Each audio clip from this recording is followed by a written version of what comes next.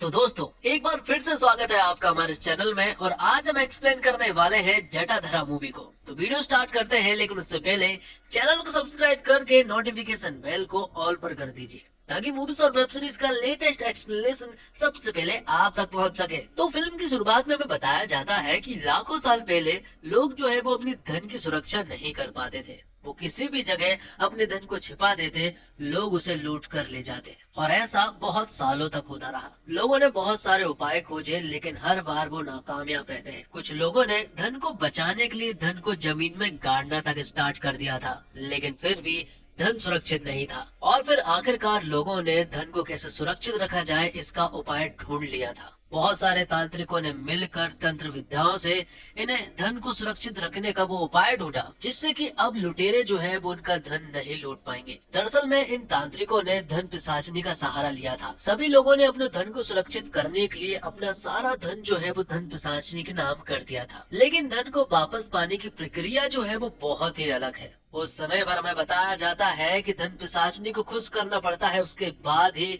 आपका धन आपको वापस मिलता है। और खुश करने से मेरा मतलब है कि किसी इंसान की बलि देना, उसके बाद ही धन पिशाचनी जो है वो आपका धन वापस करती है। और तभी से लोगों का धन जो है वो सुरक्षित रहने लगा था। और अब हमें बताया जाता है कि धन पिशाचनी जैसी चीजें जो है वो आज भी एग्जिस्ट करती है। जिसके बाद कहानी जो है वो प्रेजेंट में आ जाती है, जहाँ पर कि हम शोभा और बलराज नाम के व्यक्ति को देख पाते हैं। दरअसल में शोभा को एक सपना आता है, जिसमें वो देखती है कि एक औरत जो है वो बहुत सारे सोने चांदी के ऊपर बैठी हुई है। और ये सपना शोभा को हर रोज आता है, जिस वजह से शोभा परेशान हो जाती है और अपने पति बलराज को बताती है। शोभा बलराज को बताना चाहती है कि हर रोज जब ये सपने आ रहे हैं, मतलब कि कहीं न कहीं हमारा कनेक्शन इन धन से जरूर है। इसलिए शोभा बलराज से कहती है कि कल के कल वो किसी तांत्रिक को बुला कर आए, ताकि हम इसके बारे में पता कर सके। बलराज ज्यादा देर नहीं करता, अगले ही दिन वो तांत्रिक को बुला लेता है और इसके बारे में पता करता है। तांत्रिक जब यहाँ पर आता है तो वो महसूस करता है कि इस घर में नेगेटिव ऊर्जा है, और इसी के द्वारा शायद तुम्हें ये सारी चीजें दिख रही है। वो कहता है कि आज रात में यहाँ पर रुक कर देखूंगा और पता करूंगा कि आखिरकार यहाँ पर वो कौन सी ऊर्जा है जिससे कि धन की प्राप्ति हो सकती है। तो आज रात तांत्रिक इसी घर में रुकता है, लेकिन अचानक से उसके ऊपर एक पिशाचनी आकर बैठ जाती है, जो देखकर तांत्रिक पूरी तरह से डर जाता है। और फिर आधी रात को ही वो यहाँ से भाग निकलता है। जाते जाते वो शोभा और बलराज से कहता हुआ जाता है कि जल्द से जल्द इस घर को छोड़ दो, वरना तुम मारे जाओगे। और अब अगले सीन में हम देखते हैं कि शोभा और बलराज जो है वो मारे जाते हैं। वो कैसे मरे ये तो हमें नहीं बताया गया, लेकिन आगे हमें जरूर पता चलेगा। जिसके बाद कहानी जो है वो 2025 में शिफ्ट हो जाती है, जहाँ पर हम मनीष नाम के बंदे को देख पाते हैं, जो कि पैरानॉर्मल एक्टिविटीज के बारे में लोगों को बता रहा था। हमें पता चलता है कि मनीष को भूत पिशाच के बारे में बहुत अच्छा खासा नॉलेज है, जिसके बारे में वो लोगों को बता रहा था कि भूत आज की दुनिया में होते हैं। लोग भी मनीष की बातों से सहमत थे, क्योंकि वो उन्हें कुछ सबूत वगैरह दे रहा था। लेकिन तभी यहाँ हम देखते हैं कि शिवा नाम का बंदा जो है वो यहाँ मनीष को गलत ठहरा रहा था। वो कहता है कि मैं भूतों में नहीं मानता, और ना ही उसने आज तक भूत को देखा है। और यहाँ हमें पता चलता है कि दरअसल में शिवा एक घोस्ट हंटर है, लेकिन आज तक उसे कभी भी कोई भूत नहीं मिला है। मनीष सोच में पड़ जाता है कि आखिरकार ये बंदा भूत भगाने का काम करता है, लेकिन इसे कभी भी भूत नहीं मिला है। ये बहुत ही हैरानी वाली बात है। शिवा बताता है कि उसने बहुत सारी जगह पर जाने की कोशिश की, बहुत सारे जगह पर भूत को खोजने की कोशिश की। कब्रिस्तान गया और ऐसी ऐसी जगह पर गया जहाँ भूत का साया होता है, लेकिन आज तक उसे कोई भी ऐसा भूत नहीं मिला। वो बताता है कि बचपन में मैं और मेरा दोस्त जो है वो एक जगह से निकल रहे थे। लोगों का कहना था कि उस पेड़ के नीचे भूत है, जिस वजह से मेरा दोस्त जो है वो डर गया था, और डर के कारण ही उसकी जान चली गई थी। लेकिन लोगों को ऐसा लगा था कि शायद उस पेड़ के अंदर भूत है, इसी वजह से उस भूत ने ही उस बच्चे की जान ली है।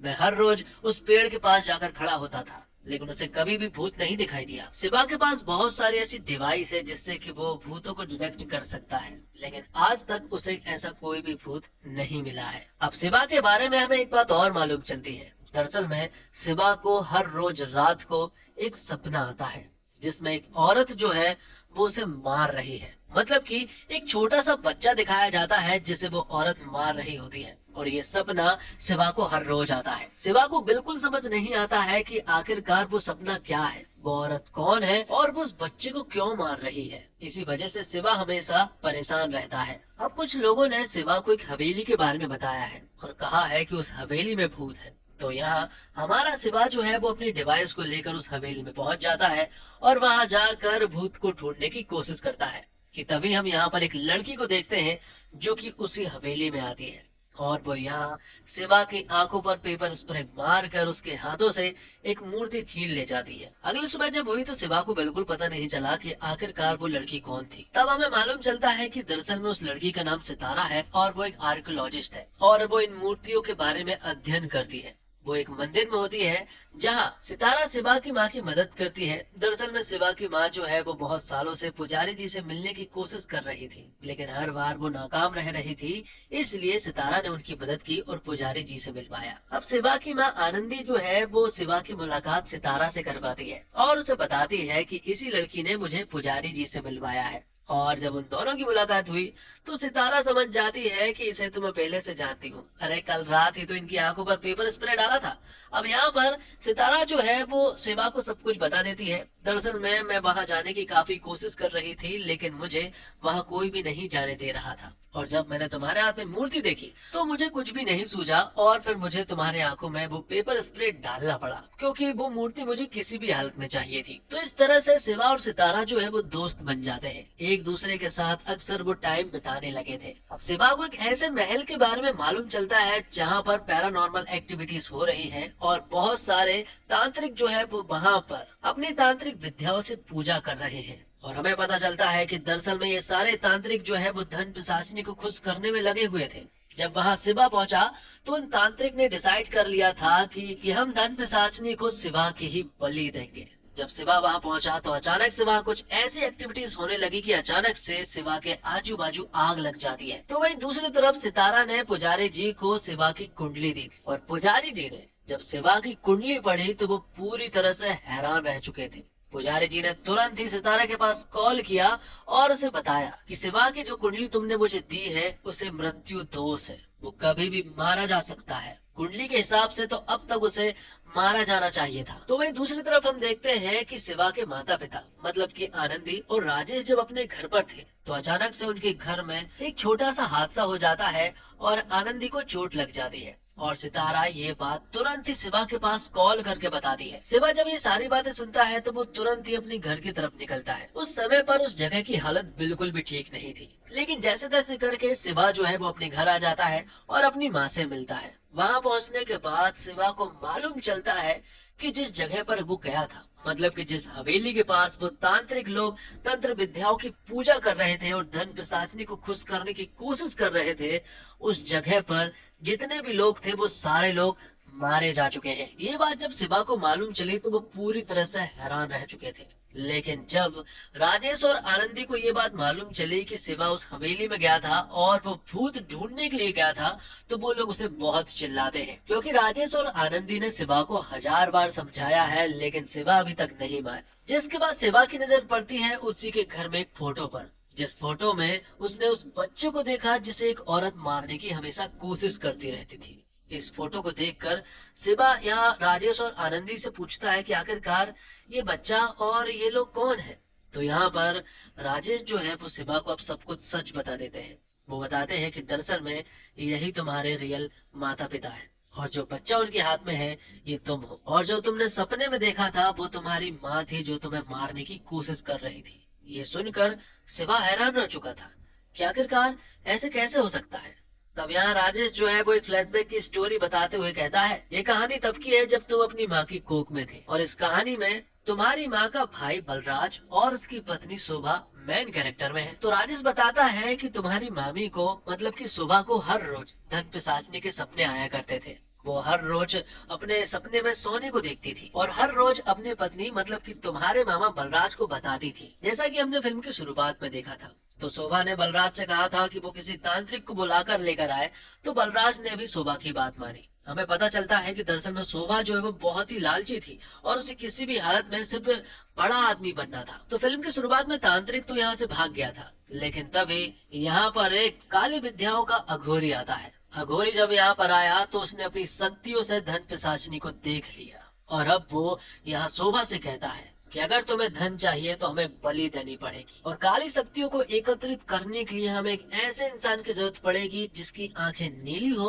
और वो तुम्हारे परिवार का ही हो। अघोरी जो जो बात शोभा से कह रहा था, शोभा हर वो चीज कर रही थी। उसे धन पिशाचनी से मिलना था और वो सारा सोना जो है वो अपने कब्जे में करना था, जिसके लिए शोभा कुछ भी कर सकती है। इसलिए शोभा जो है वो तुम्हारी माँ के पास गई और उनसे कहा कि मैंने तुम्हारे बेटे के लिए एक पूजा रखी है और मैं चाहती हूँ कि सब कुछ सही हो जाए, इसलिए तुम्हें उस पूजा में आना बहुत ही ज्यादा जरूरी है। उस समय पर तुम्हारी माँ का 9वां महीना चल रहा था और कभी भी उनकी डिलीवरी हो सकती थी। इसके बावजूद उन्होंने शोभा की बात मानी। जब शोभा अघोरी के सामने जाकर बैठी तो शोभा और राजेश को कहीं से भी वो तांत्रिक वाला साधु तो नहीं लग रहा था, बल्कि एक अघोरी ही लग रहा था। जब काली शक्तियाँ एकत्रित होने लगी तो यहाँ पर उस अघोरी को धन पिशाचनी भी धीरे धीरे करके दिखने लगी और अब धन पिशाचनी को बलि चाहिए थी। शुरुआत में यहाँ पर अघोरी ने इनसे कहा कि हमें एक मुर्गे की बलि देनी पड़ेगी, तो बलराज ने एक मुर्गे को लेकर आया और उसकी बलि दी। लेकिन धन पिशाचनी ने जब उसका खून पिया तो उसकी भूख नहीं मिटी। तब यहाँ पर अघोरी ने एक भैंस की बलि देने के लिए कहा। बलराज ने हर एक वो चीज की जो अघोरी कह रहा था, लेकिन पिशाचनी खुश नहीं हो रही थी। और तभी हम देखते हैं कि शोभा का लेबर पेन जो है वो स्टार्ट हो चुका था, जिस वजह से उन्हें इतना टाइम नहीं मिलता कि वो हॉस्पिटल जा पाए। तभी यहीं पर उसकी डिलीवरी करनी पड़ती है और वो एक लड़के को जन्म देती है। अघोरी को ये तो मालूम था कि किसी की बलि देनी है, लेकिन उसे ये नहीं पता था कि दरअसल में धन पिशाचनी को किसी ऐसे इंसान की बलि चाहिए है जो कि बहुत ही ज्यादा प्रिय हो। ये बात अघोरी को मालूम चल चुकी थी। अघोरी समझ गया था कि धन पिशाचनी को नवजात बच्चे की बलि देनी है जो कि सबसे ज्यादा प्रिय है। ये सुनकर यहाँ पर शोभा बिल्कुल देर नहीं करती। उसे वो धन किसी भी हालत में चाहिए था, इसके लिए वो कुछ भी कर सकती थी। लेकिन जब वो लोग शिवा के माता पिता को ढूंढने के लिए निकली तो वो लोग उन्हें कहीं भी नहीं मिले। दरअसल में शिवा के माता पिता जो है वो वहाँ से भाग निकले थे, क्योंकि उन्होंने अघोरी के मुंह से बार बार बलि की बातें सुनी थी। इसलिए वो यहाँ से अपने बेटे को बचाकर निकल पड़े। लेकिन दूसरी तरफ हम देखते हैं उस धन पिशाचनी को, जो कि अब आउट ऑफ कंट्रोल हो चुकी थी। जब उसने इतनी सारी बलि ली और जब उसने उन लोगों का खून पिया तो अब उसे नर बलि चाहिए थी। और जब उसे नवजात बच्चे का वो खून नहीं मिला तो अब वो अघोरी को मार देती है। और साथ ही साथ धन पिशाचनी ने यहाँ पर बलराज और शोभा को भी मार दिया था। दूसरी तरफ हम देखते हैं शिवा के माता पिता जो है वो शिवा का बहुत ख्याल रखते हैं। शिवा के माता पिता शिवा से बहुत प्यार करते थे, वो उसके लिए कुछ भी कर सकते हैं, जान तक दे सकते हैं। लेकिन यहाँ हमें पता चलता है कि धन पिशाचनी जो है वो ना कहीं कंट्रोल कर रही थी। भले ही ये लोग बहुत दूर रहते थे, लेकिन कहीं ना कहीं ये लोग उसके कंट्रोल में थे। इसी वजह से कभी कभी शिवा को उसकी माँ जो है वो मारने की कोशिश करती और कभी कभी शिवा के पिता भी उसे मारने की कोशिश करते। ये सारी चीजें देखकर शिवा के माता पिता समझ चुके थे कि शायद हम दोनों ही हमारे बेटे के जान के दुश्मन, और कभी जाने अनजाने में हमसे पाप हो गया तो हम एक दूसरे को कभी भी माफ नहीं कर पाएंगे। इसलिए वो दोनों ही खुद की जान दे देते हैं, सिर्फ और सिर्फ अपने बेटे के लिए। ये सुनकर शिवा जो है वो पूरी तरह से हैरान रह चुका था। जो इतना बड़ा बलिदान उसके माता पिता ने दिया है ये वो कभी भी नहीं भूल सकता है। उसे बहुत ज्यादा बुरा लग रहा था, क्योंकि ये सारी बातें उसे पता ही नहीं थी। जिसके बाद शिवा उस जगह पर जाता है जहाँ पर कि उसके माता पिता ने खुद की जान ली। जब वो उस जगह पर पहुंचा तो उसने कुछ अपने गैजेट्स भी साथ में लेकर गया था और वहाँ कुछ पॉजिटिव सिग्नल आ रहे थे, जिससे कि ये मालूम चलता है कि दरअसल में उस जगह पर कोई ना कोई आत्मा जरूर है और वो आत्मा शिवा के माता पिता की होती है। ये बात भी शिवा को मालूम चल चुकी थी। जिसके बाद शिवा साधु के पास जाता है। साधु को बलराज और शोभा के कर्मकांड के बारे में बहुत अच्छे से मालूम है और उन्हें धन पिशाचनी के बारे में भी बहुत अच्छे से मालूम है। पुजारी जी शिवा को बताते हैं कि तुम्हें मृत्यु दोष है और अब तक तुम्हें मर जाना चाहिए था, लेकिन पता है तुम अभी तक क्यों नहीं मरे? दरअसल में तुम्हारे माता पिता की आत्मा जो है वो ब्रह्मांड में घूम रही है और जब भी तुम पर कोई संकट आता तो तुम्हारे माता पिता ही उस चीज से तुम्हें बचाते। और कई बार तुम्हारे माता पिता ने मृत्यु से तुम्हें बचाया है। उनकी आत्मा को शांति तभी मिलेगी जब तुम्हारा मृत्यु दोष पूरी तरह से खत्म हो जाएगा और तुम्हारा मृत्यु दोष तभी समाप्त होगा जब धन पिशाचनी मारी जाएगी। और ये मृत्यु दोष आया कहाँ से है पता है? बात कुछ ऐसी है कि अघोरी जब बलराज और शोभा के साथ मिलकर धन पिशाचिनी को खुश करने की वो काली शक्तियाँ एकत्रित कर रहा था और अपनी तंत्र विद्याओं से जो पूजा कर रहा था, उसी पूजा में तुम्हारी माँ, तुम्हारे पिता और बहुत सारे लोग शामिल थे। उस समय पर भले ही तुम अपनी माँ की कोख में थे, लेकिन तुम पूजा का हिस्सा थे और उस पूजा में जितने भी लोग मौजूद थे वो सारे लोग अब तक मारे जा चुके हैं। इसी वजह से अब तक तुम्हें भी मारा जाना चाहिए था। धन पिशाचिनी को मारने का सिर्फ एक ही तरीका है कि उस जगह पर अगर अष्टलिंग की स्थापना कर दी तो हम धन पिशाचिनी को मार सकते हैं। ये काम सिर्फ और सिर्फ चंद्र ग्रहण के दिन हो सकता है, लेकिन उस वक्त धन पिशाचिनी भी बहुत ही ज्यादा शक्तिशाली होती है। उससे लड़ना इतना आसान नहीं है, क्योंकि अब तक वो बहुत सारे लोगों की जान ले चुकी है और अब वो बहुत खतरनाक हो चुकी है। हमारे जीतने के चांसेस ना के बराबर है, लेकिन हमारा सिर्फ एक यही मौका है। इसके बाद कोई ऐसा मौका नहीं पड़ेगा जब हम धन पिशाचिनी को हरा पाएंगे। तो पूरी प्लानिंग के तहत अब शिवा जो है वो अष्टलिंग की स्थापना करने वाला है उसी हवेली में जहाँ पर की धन पिशाचिनी रहती है। तंत्र विद्याओं से जब पूजा स्टार्ट होती है तो यहाँ पर हमारा हीरो जो है वो उस हवेली में पहुंच जाता है और फिर अष्टलिंग की स्थापना करना स्टार्ट करता है। जब 2 ज्योतिर्लिंग की स्थापना उसने की तो अभी अचानक से यहाँ पर धन पिशाचिनी आ जाती है और अब वो यहाँ पर शिवा को मारना भी स्टार्ट कर देती है। वो उसे बहुत ही बेरहमी से मार रही थी, जिसका शिवा के पास कोई भी जवाब नहीं था। दूसरी तरफ पुजारी जी उस सही समय का इंतजार कर रहे थे जब चंद्रमा जो है वो पूरा हो जाएगा, लेकिन तभी हम देखते हैं कि एक ऐसा वक्त आता है जब धन पिशाचिनी जो है वो शिवा को मार डालती है और फिर शिवा की आत्मा तुरंत ही भोलेनाथ के पास जाती है, जहाँ पर शिवा जो है वो भोलेनाथ के सामने तांडव करता है और यहाँ पर भोलेनाथ जो है वो शिवा को एक नया जीवन देते हैं। नया जीवन मिलते ही पुजारी जी की पूजा समाप्त हो चुकी थी और चंद्रमा भी पूरा हो चुका था और अब शिवा के साथ शिवा के माता पिता भी मिलकर पिशाचिनी से लड़ना स्टार्ट करते हैं और आखिरकार शिवा ने अष्टलिंग की स्थापना करते करते धन पिशाचिनी को मार गिराया था और इस तरह से शिवा के माता पिता को मुक्ति मिल जाती है। और अब फिल्म के आखिर में हम देखते हैं कि एक अनजान शख्स जो है वो उसी हवेली पर आता है